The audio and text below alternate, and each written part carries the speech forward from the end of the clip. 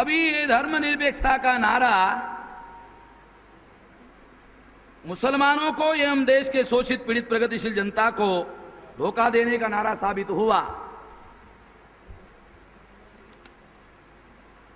धर्मनिरपेक्षता का नारा, द स्लोगन ऑफ सेकुलरिज्म, दो चीजें है, the policy of secularism and the slogan of secularism, दो बातें हैं।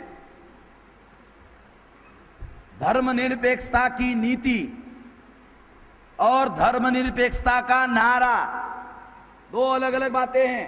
बहुत लोगों को यह समझ में नहीं आता।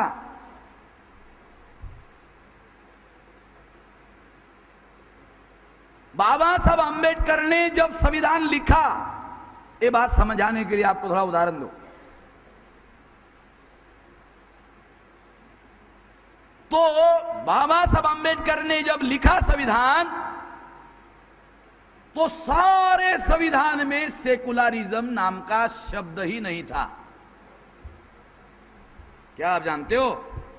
हमारे लोगों को इसकी कोई जानकारी नहीं है।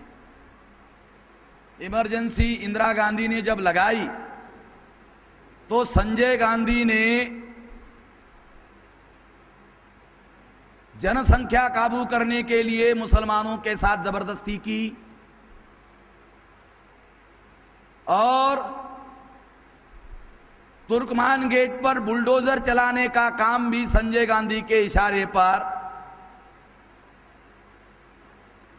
वो जो कश्मीर का पंडित, क्या नाम उसका, जगमोहन, ये भी पंडित है, ये भी आप लोग, ये कश्मीर का ब्राह्मण है, उसने वहां तुर्कमान गेट पर बुलडोजर चलाया मुसलमानों के बस्तियों पर।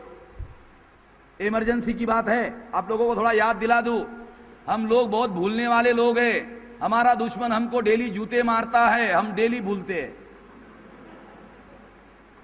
भूलने का भी साला हमारा इतिहास है।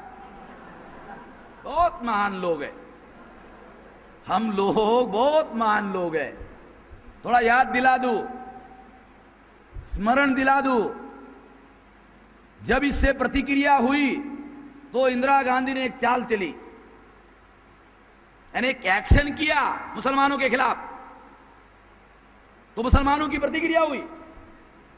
तो प्रतिक्रिया को ठंडा करने के लिए इंदिरा गांधी ने एक चाल चली, उसने संविधान में संशोधन किया और प्रियम्बल ऑफ द कॉन्स्टिट्यूशन, गाजिउद्दीन साहब वकील है इसलिए मेरी बात उनको पहले समझ में आएगी, क्योंकि जो वकील नहीं है उनको थोड़ा समझने के लिए दिक्कत आ जाएगी। क्योंकि जो वकील होता है उसको कॉन्स्टिट्यूशन जो है उसकी पढ़ाई होती है, तो वो जानते हैं। भारत के संविधान में पन्ने पर, पहले पन्ने पर preamble of the constitution, objective of the constitution लिखा हुआ है। मैं वकील नहीं हूं, मगर मैं बहुत सारी बातें जानता हूं। कौन सी चीज क्यों लिखी गई है, कैसे लिखी गई है, इसके पीछे क्या बैकग्राउंड है।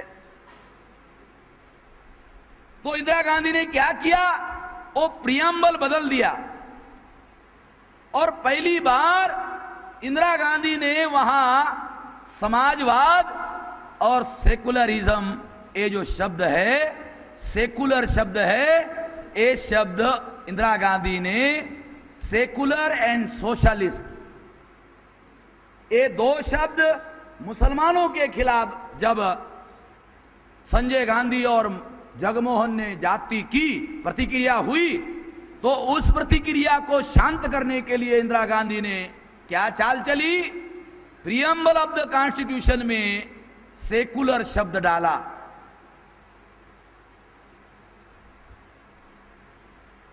बाबा साहब अंबेडकर ने 390 आर्टिकल का संविधान लिखा। उस संविधान में कहीं पर भी सेकुलर शब्द लिखा हुआ नहीं था। तो क्या भारत का संविधान सेकुलर नहीं था?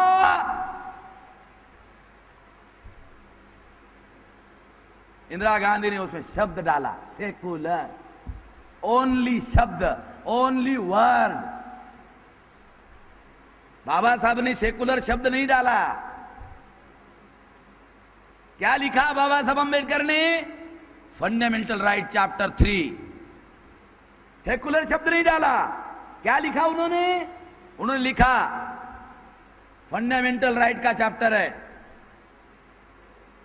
जात, वर्ण, लिंग, प्लेस ऑफ बर्थ, रिलीजन, इसके आधार पर किसी नागरिक के साथ कोई भेदभाव नहीं होगा। बराबर है वकील साहब? मैं वकील नहीं हूं, मैं आपको ये फंडामेंटल राइट का आर्टिकल बता रहा हूं। ए फंडामेंटल राइट में क्या लिखा? जात, वर्ण, लिंग, प्लेस ऑफ बर्थ, यानी आपका जन्म गुलबर्गा में हुआ और दूसरा कहता है मेरा बंगलोर में हुआ, मैं तेरे से थोड़ा ज्यादा ऊंचा हूं। Place of birth, place of birth के आधार पर भी भेदभाव नहीं होगा। लिंग यानी स्त्री यानी पुरुष, जाति के आधार पर भेदभाव नहीं होगा, वर्ण के आधार पर भेदभाव नहीं होगा। रिलीजन, कोई मुसलमान होगा, सिख होगा, ईसाई होगा, बुद्धिस्ट होगा, जैन होगा, हिंदू होगा, किसी के साथ रिलीजन को आधार बनाकर भेदभाव नहीं होगा। ए फंडामेंटल राइट है, फंडामेंटल, केवल राइट नहीं है, ए फंडामेंटल राइट है। सेकुलर शब्द लिखे बगैर बाबा साहब आंबेडकर का संविधान सेकुलर है। बराबर है? सेकुलर शब्द लिखे बगैर इंदिरा गांधी ने क्या किया? इंदिरा गांधी ने सेकुलर अमल करने का काम नहीं किया, मुसलमानों के विरोध में जाति की और फंडामेंटल राइट का उल्लंघन किया, और उल्लंघन करने के बाद सेकुलर शब्द कॉन्स्टिट्यूशन में डाला, शब्द डाला, तो लोगों ने माना इंदिरा गांधी सेकुलर है। तो क्या बाबा साहब आंबेडकर एंटी सेकुलर है? जो उन्होंने सेकुलर शब्द नहीं डाला था। बहुत लोगों को मालूम नहीं है, बहुत लोगों को समझ नहीं है। इसलिए साथियों, दो बातें हैं, एक slogan of secularism and policy of secularism. जो संविधान में लिखा हुआ है वो पॉलिसी ऑफ सेकुलरिज्म है। क्या भारत का शासक वर्ग जो ब्राह्मण है, क्या पॉलिसी ऑफ सेकुलरिज्म पर अमल करता है? नहीं कहता है। वो क्या प्रचार करता है? भारत का ब्राह्मण क्या प्रचार करता है? सेकुलरिज्म का ट्रांसलेशन करता है। साले ब्राह्मण ट्रांसलेशन भी बदमाशी करता है। बाबा साहब जानते थे ट्रांसलेशन में ब्राह्मण बदमाशी करता है, तो उसमें क्या ट्रांसलेट करता है सेकुलरिज्म का? सर्वधर्म समभाव। गलत, ये उसका मीनिंग नहीं है। सेकुलरिज्म का ये मीनिंग नहीं है। सेकुलरिज्म का मीनिंग क्या है? राज्य का कोई धर्म नहीं होगा और राज्य किसी भी धर्म के व्यक्ति को धर्म के आधार पर भेदभाव नहीं करेगा। ब्राह्मण धर्म के आधार पर बाकी धर्मों के लोगों को भेदभाव करता है, वो शेड्यूल कास्ट के साथ भेदभाव करता है, वो शेड्यूल ट्राइब के साथ भेदभाव करता है, ओबीसी के साथ भेदभाव करता है। ये तो धर्म के आधार पर भेदभाव नहीं है, ये रेस, फंडामेंटल राइट में रेस शब्द भी लिखा है बाबा साहब अम्बेडकर ने। रेस के आधार पर भी भेदभाव नहीं होगा। फिर ब्राह्मणों ने स्वर्ण मंदिर पर हमला किया, उनके साथ भेदभाव किया धर्म के आधार पर। ब्राह्मणों के ही शासन में चर्चेस पर हमला हुआ। ब्राह्मणों ने बौद्ध धर्मीय लोगों का गया का जो मंदिर है, बोध गया का जो मंदिर है, उस पर ब्राह्मणों का कब्जा है। मुसलमानों को जानकारी है? क्या मुसलमानों को जानकारी है कि बौद्धों का जो गया का मंदिर है, जहां बुद्ध को ज्ञान प्राप्त हुआ और सबसे बड़ा धार्मिक स्थल है, वो ब्राह्मणों के कब्जे में है, आज भी है, अभी भी वो आजाद नहीं हुआ।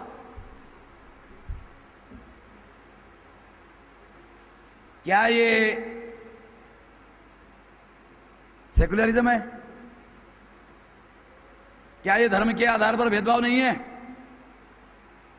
यानी प्रैक्टिकल में वो धर्म के आधार पर भेदभाव कर रहे हैं। इसका मतलब है कि भारत में एक ब्राह्मण दूसरे ब्राह्मण के बराबर है, इक्वल है, और ब्राह्मण के बराबर भारत में कोई नहीं है। यह है।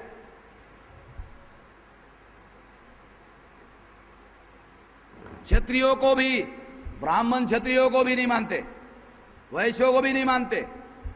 क्षत्रियों को तो ब्राह्मणों ने, उनके शास्त्र में लिखा हुआ है कि 21 बार ब्राह्मणों ने क्षत्रियों का निपात किया,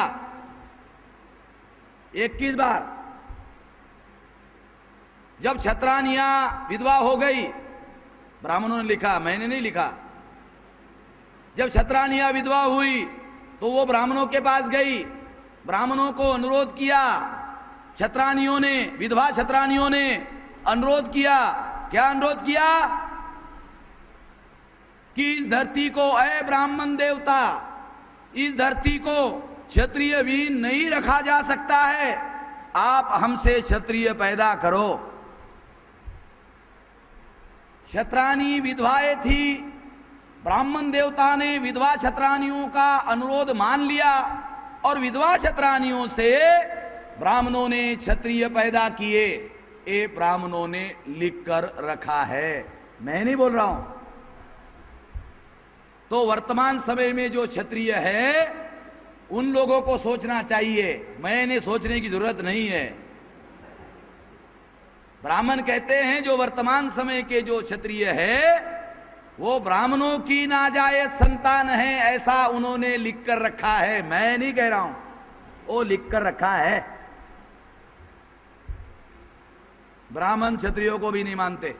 गीता में वैश्यों के बारे में लिखा हुआ है, गीता में वैश्यों के बारे में लिखा, क्या लिखा? स्त्री, शूद्र और वैश्य पाप योनि है।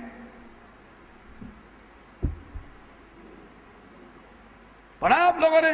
लिखा है, गीता में लिखा है, स्त्री, शूद्र और वैश्य पाप योनि है, इनका जन्म ही पाप है। इसका अर्थ होता है कि इन लोगों का इस धरती पर जो जन्म है यही पाप है।